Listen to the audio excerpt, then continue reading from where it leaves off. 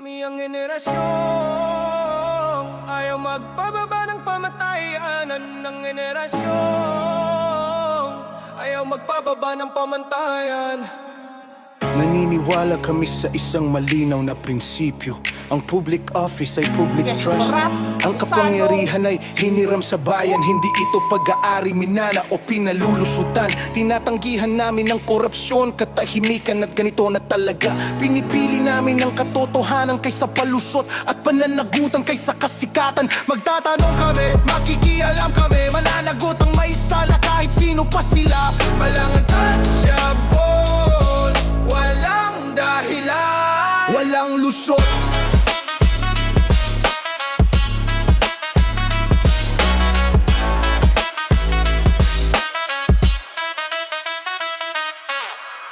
Welcome to our The Agenda at Tribute Hotel.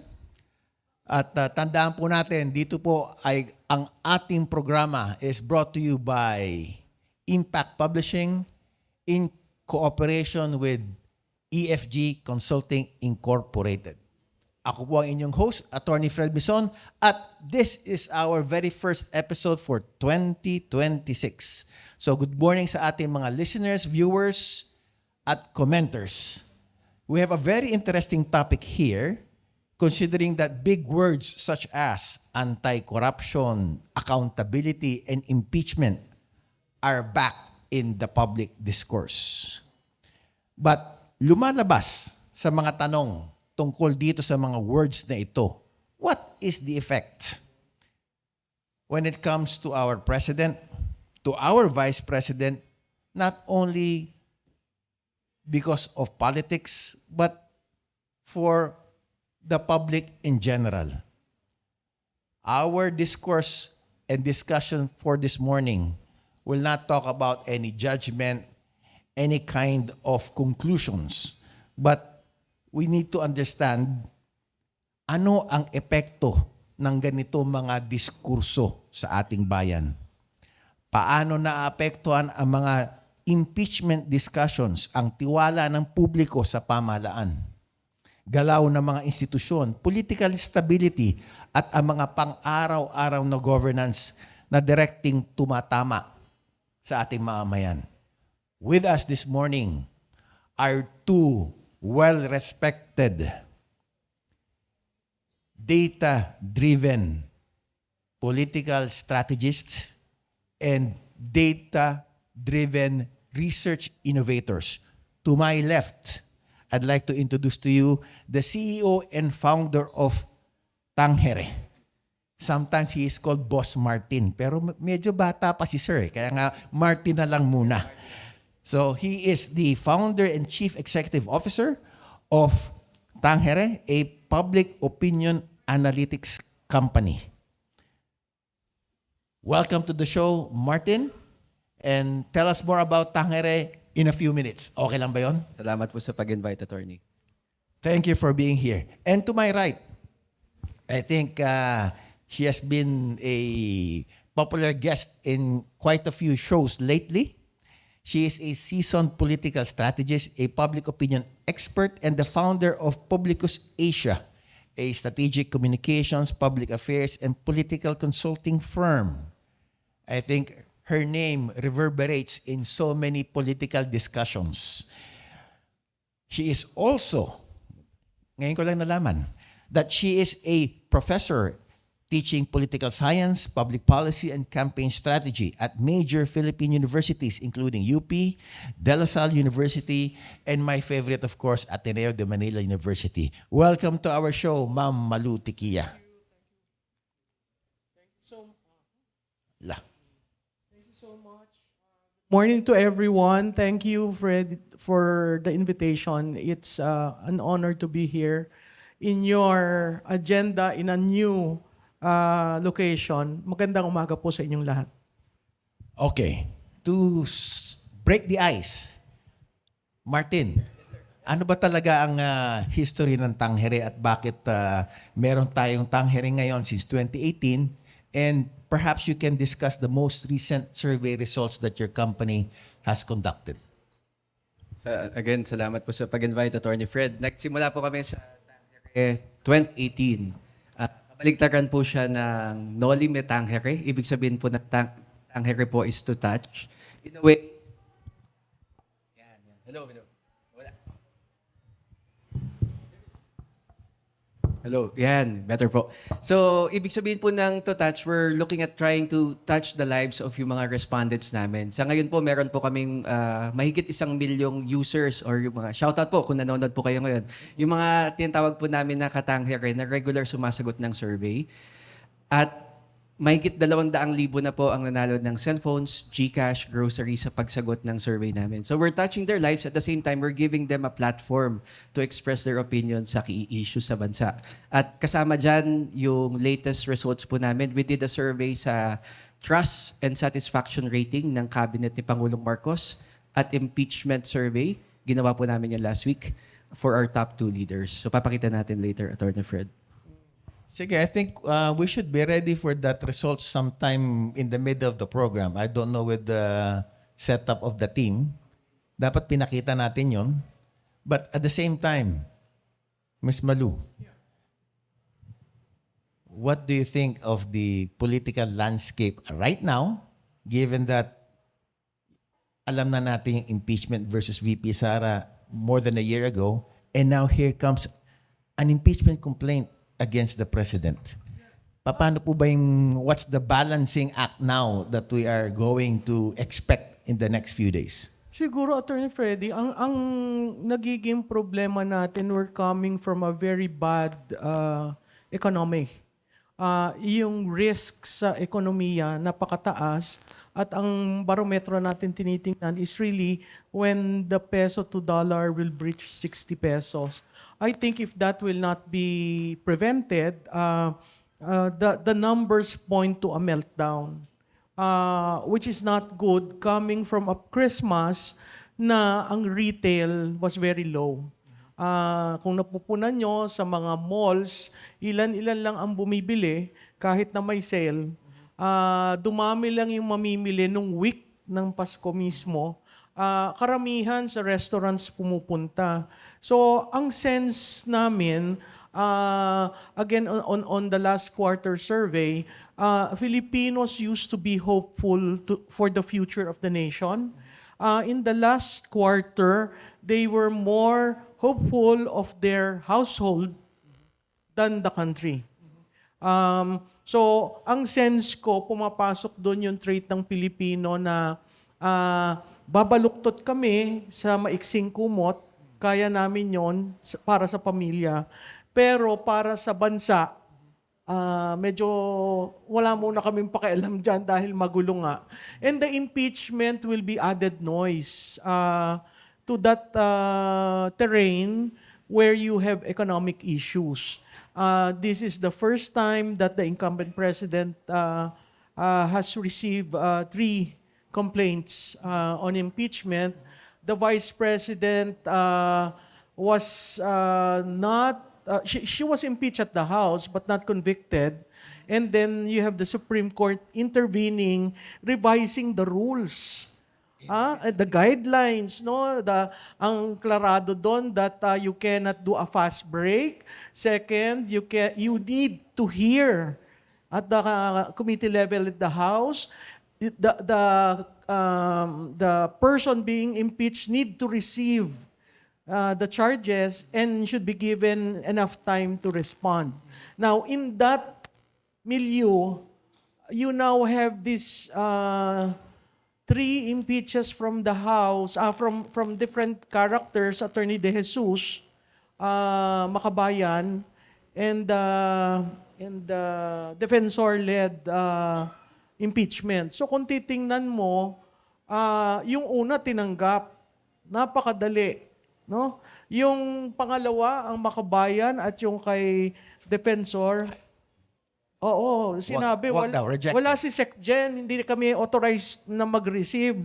Kaya nga ang lokohan ngayon sa gobyerno pala, pag wala yung kalihim, titigil ang lahat. So, but before we delve on these things of the details of these complaints, di ba, Martin, medyo yung trust ratings naman, mababa naman na talaga, di ba? it's already indicative na nawawala na yung tiwala ng publiko. Ganun ba yun? Pababa po siya eh. So may survey po kami napapakita dito, if I may, sir. Ginanap yung survey January 7 to 10. Nag-focus muna kami sa cabinet. If we can forward, Vince. Ay, yun muna, Attorney Fred, Professor Malu. Ito po yung Katanghere community po namin. So sila po yung regular na sumasagot ng survey namin. We have a panel nationwide, Luzon, Visayas, Mindanao, across all 18 na pala, kasama if ang NIR, across all regions in the country. So sila po yung sumagot ng last survey namin, January 7 to 10. Kung papakita ko lang po quickly yung results. Sige, forward po natin. So ginanap po yung survey using our mobile application called Tanghere. Ang methodology po na ginamit namin, kailangan po namin sabihin to bilang member po ng MORES and SOMAR po. Methodology na ginamit namin, stratified random sampling. Ibig sabihin po ng stratified random sampling ay quota-based sampling. May quota po kami na ginawa, papakita po namin yung quota after po this slide. Ang margin of error po namin, 2.4% at 95% confidence level. Ibig sabihin po nito, kapag inulit namin yung survey, 95 out of 100 times, ito yung resulta. Alright, so if we can forward sa next slide. Ito po yung aming quota na ginamit. 12% Attorney Fred coming from Metro Manila, 23%, 22% coming from Northern Luzon and South and Central Luzon, Southern Luzon and Bicol region. The rest coming from Visayas and Mindanao. And mapapansin nyo dyan, ito po talaga ang breakdown ng population ng bansa. Yung pong ating socioeconomic class, lumalabas po dito, 9 out of 10 Filipinos belong to class D and E. So sila po yung majority na sumagot ng aming survey. Quickly, pakita ko lang po yung tinatanong ni Attorney Fred po kanina. We'll forward sa next slide, Venice. Ayan, ito lang po. I'd like to focus here. Bago po namin itanong yung 26 members ng gabinete ni Pangulong Marcos, tinanong po namin yung gabinete as a whole. And ang gusto ko pong i-highlight dito yung dissatisfaction and distrust. Tumaas ang dissatisfaction level and distrust sa gabinete ng Pangulo. Ngayon, makikita nyo lang po dito sa slide na to, yung ating trust and distrust survey. Ang katanungan po namin Tagalog, gaano kayo nagtitiwala o hindi nagtitiwala sa miyembro ng gabinete na to? Ang gusto ko lang din pong sabihin, ito po ay net of aware. Ibig sabihin, tinanong din namin yung kung gaano nila kakilala yung cabinet member na to.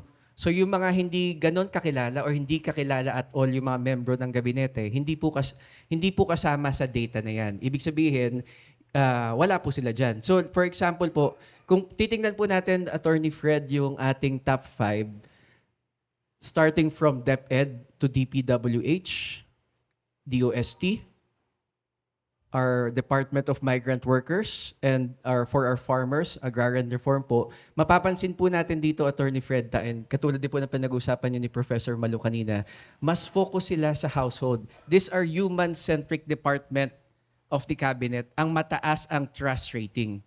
And mapapansin po natin, anything infrastructure related, nasa kalagitnaan po ang kanilang trust rating. And yung related naman po sa back-end support, tawagin ko po siyang back-end support, yung pong finance, yung pong Department of Trade and Industry, which however this was affected by the December concern sa DTI. Kung mapansin po natin, yung nasa back-end, nasa dulo po sila in terms of trust and distrust. So consistent lumalabas po ang survey po ngayon. Mas focus po talaga ang mga Pilipino, gaya po sabi ni Professor Malu, what's in it for me? And yung nasa DepEd, DPWH, ito yung dama nila. Ganon din po sa ating mga OFW sa migrant workers. Yan po. Yes, Attorney Fred. Nakakayo lang, Martin, no? So lumalabas dito, ilan respondents? I saw the profile, pero yung number of respondents. 1.6 po. Ibig sabihin, 1.6. nationwide, it's 2.4% po ang margin of error. 2.4%. I see. All right? And this was done right after the holidays. And next slide po, yung ating satisfaction naman. Mapapansin po dito, ang gusto ko, ganun din po lumalabas sa satisfaction and dissatisfaction. I'd like to highlight lang, yun pong sa ating Department of National Defense and DPWH. Bumaba po sila sa ranking sa satisfaction and dissatisfaction. But yung tiwala, sa kay Secretary Dizon and Secretary Teodoro Jr., Gibo Teodoro Jr., mataas po. But in terms of satisfaction, bumaba po sila. How was the question naman worded? It's in, we worded it in Tagalog, attorney. So, yung sa trust, gaya po sabi ko kanina, gaano kayo nagtitiwala or di nagtitiwala? Ito naman. Gaano kayo sumasang-ayon o hindi sumasang-ayon sa naging performance ng miyembro ng gabinete na to. Again, this is net of aware, yung may kakilala ng sa kanila. So similar din po lumalabas dito, yung human-centric elements, mataas ang satisfaction. Back-end, nasa lower part. And then yung ating infrastructure-related, DOTR, DPWH, nasa gitna po. Yan po yung lumalabas, sir. So, based on these results na ginawa mo, parang it validates what Professor Malu said earlier, na pagdating sa household, I really am concerned and more aware and would be more mindful as compared to, let's say, yung things of the country, things of the nation. And it's quite a sad state. No? Pagdating naman doon sa impeachment, have you done any surveys that would indicate ano ba yung opinion ng mga respondents natin based on these recent developments? Or will there be some kind of survey coming out? There were news, Attorney Fred, a couple of weeks ago na may mag-file ng impeachment kay Pangulong Marcos and kay Vice President Sara Duterte. So naggawa ka po kami ng survey, Professor Malu. January 10 to 14 naman po siya. So yun po yung if you can proceed to the next slide, sir. Ito po, January 14 to 16. So yung week of January 10, there were news already. But yung articles of impeachment, hindi pa po lumalabas. So we did not ask, di po namin tinanong in terms of yung grounds for impeachment. We just asked the impeachment proceedings in general. So una po, ganito din po, ang margin of error po natin dito, 2.77, tumaas kasi ang sample size namin 1, 2. Bumaba po ang sample size kasi we wanted to do this fast. Gusto po namin makita, ang mabilis po kasi magbago ang opinion ng mga tao. So, yun po yung nakita namin. So, that's why we wanted to test the questions that we have. Profile muna namin sila. We asked them, sino ang binoto nyo bilang presidente at vice presidente noong 2022 as part of our profiling question. So, if we can proceed sa next slide, sir.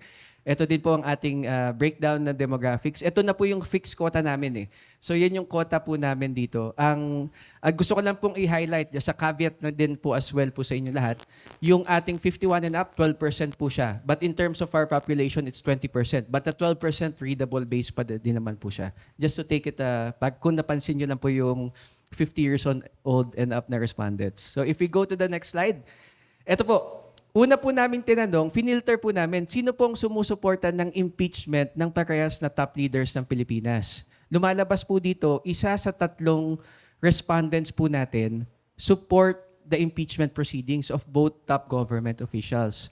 And Attorney Fred, nakita po namin dito, na tandaan niyo po, we asked sa profiling question, sino po ang binoto niyo bilang presidente at bilang vice-presidente? Yung bumoto po sa unit team ticket ng 2022 comprise 40% of that 33%. Ibig sabihin po, 2 sa 5 bumoto sa unit team, yung pong sabihin natin disillusioned voters po natin, ang sumasang-ayon na ma-impeach na yung 2. That's 40%, sir. Before we proceed to that next result, Professor Malu, what do you think of that number, yung 33% na yan? Na significantly, sabi ni Martin, 40% of the respondents voted actually for them, di ba? For both of them. So, what do you think of that number of 33%? Well, malaki yun. Malaki kung 40% ang pinanggalingan na parehong bumoto. Siguro wala ng botante na bumoto sa kanila ang natuwa na disband yung so-called unity. Kasi nung kampanya naman, Fred, ang pangako lang naman unity. Walang plataforma, basta unity. So, after ng mga 2023 na wala yung unity team, simula nung sa issue ng confidential and intelligence fund. So, yung effort na pagsamahin sila muli, sa tingin ko, dead in the water na yon. Yung tutulong ang isa para maisalba yung isa is gone. And hindi lang marahil maalis ang Vice Presidente kasi may mandato siya. In fact, mas malaki yung mandato. So, yun, echoing their result with our fourth quarter, ang nakikita namin across, nag-trend analysis kami, yung pro-administration, lumiliit at dumadami ang undecided. That is a reflection. Yung pro-opposition, na ang opposition hindi ma-define kasi sino ba talaga ang opposition, di ba? Lumiliit rin ng lumiliit at nagiging undecided. So yung undecided, palaki ng palaki, and this is the numbers that you need to probably persuade in terms of impeachment and in terms of 2028. So maraming lumalaki yung nasa gitna.